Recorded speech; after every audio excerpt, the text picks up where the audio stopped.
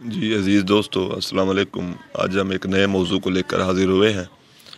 آج ہم خون جگر ہونے تک فضل کریم فضلی کے ناول کے تنقیدی جائزے کو لے کر حاضر ہوئے ہیں۔ یہ ناول 1957 میں شائع ہوا۔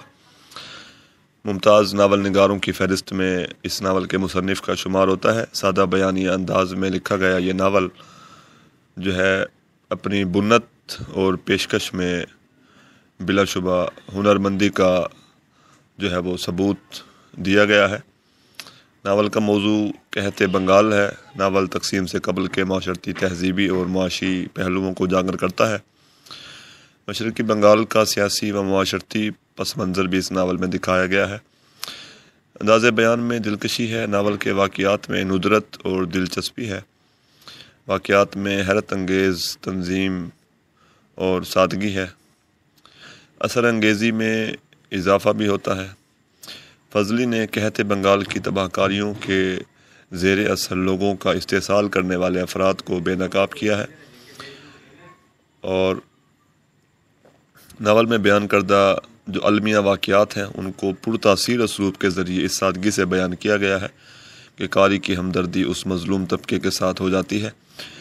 جمعہ دار صاحب اس ناول کا مرکزی کردار ہے۔ قحط نے پورے گاؤں کو تباہ کر دیا تھا۔ جمعہ دار صاحب 2 معصوم بچوں کو پالنے کی ذمہ داری اٹھا لیتے ہیں۔ اس وجہ سے ان کے دل میں جینے کی تمنا دوبارہ جاگ اٹھتی ہے۔ نسوانی کردار اس ناول میں خاص اہمیت نہیں رکھتے، اور مردانہ کرداروں کے حوالے سے فضلی نے بے پناہ فنی مہارت کا ثبوت دیا ہے۔ ناول میں اپنے خاص طرز تحریر اور اسلوب کے تحت نثر کے ایسے شاعرانہ ٹکڑے تخلیق کیے ہیں جس کی مثال ہمیں نہیں ملتی۔ مثلاً ایک اقتباس سماعت کیجیے۔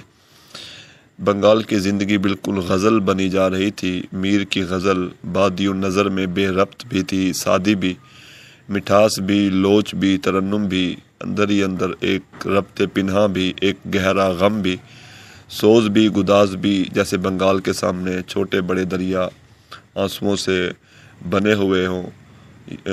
سے بنے ہوئے جیسے یہ انسانوں کے دلوں میں سمٹ آئے ہوں، جیسے دل میں طوفان اٹھ رہا ہو، جیسے طوفان کا شور کانوں میں گونج رہا ہو۔ تو ناول میں فلسفیانہ بحثیں بھی ہیں، اور اسلام اور اشتراکیت کے مسائل کو بھی اس ناول میں چھیڑا گیا ہے۔ مثلاً ایک اقتباس سماعت کیجیے۔ مولانا کئی خداؤں سے ایک خدا کی منزل تک پہنچنے کے لیے بعض وقت کوئی خدا نہیں کی منزل سے گزرنا پڑتا ہے۔ دیکھیے، اسلام بھی لا الہ سے شروع ہوتا ہے۔ میرے خیال میں اس وقت اشتراکیت لا الہ کی منزل سے گزر رہی ہے۔ کیا عجب کہ کبھی الا اللہ تک بھی پہنچ جائے۔ تو دوستو، بنگال میں قحط پڑا تو ناول نگار ان دنوں انڈین سول سروس کے اعلیٰ عہدے پر فائز ہو کر وہاں پہ بنگال میں متعین تھے۔ تو یہ آفت لاکھوں لوگوں کی جان لے گئی۔ زندگی کی رونق ویسی ہی رہی، مگر کہکہوں میں ایک کھوکھلا پن آ گیا۔ برطانوی حکومت نے بھوک سے مرنے والوں کے لیے کوئی توجہ نہ دی۔ جب صورتحال سنگین ہوئی تو حکومت نے برائے نام امدادی اقدام اٹھائے، مگر قحط کو حکومتی سطح پر قبول نہ کیا۔ بنگال کے قحط کے پیچھے حکومتی ہاتھ بھی شامل تھا۔ اس قحط سے صرف دولت مند طبقہ جو تھا وہ محفوظ رہا۔ مفلس اور غریب لوگ اس قحط سے مرنے لگے۔ دولت مندوں نے اناج ذخیرہ کر لیا، حکومت نے لنگر خانے کھولے، مگر وہاں کے ناقص کھانے نے حالت اور بھی خراب کر دی۔ ناول میں کمیونسٹ اور مسلم لیگ کے متضاد نظریات بھی دکھائے گئے ہیں۔ کمیونسٹ رہنما جاویدر کی رہنمائی میں ذخیرہ اندوزوں سے خوردنی اشیاء لوٹنے کی مہم چلائی گئی۔